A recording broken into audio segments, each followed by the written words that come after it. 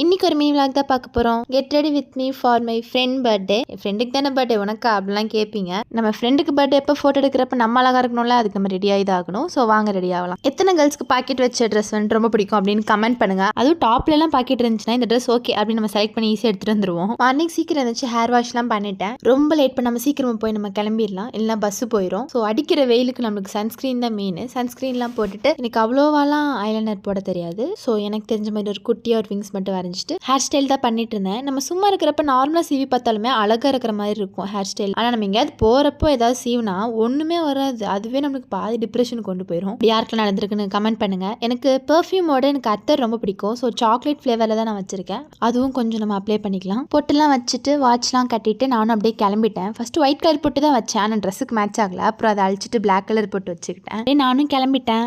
நானும் என் friend birthday கேர்ளும் college reach பண்ணிட்டோம். Next mini விளாக்ல பார்க்கலாம். டாடா.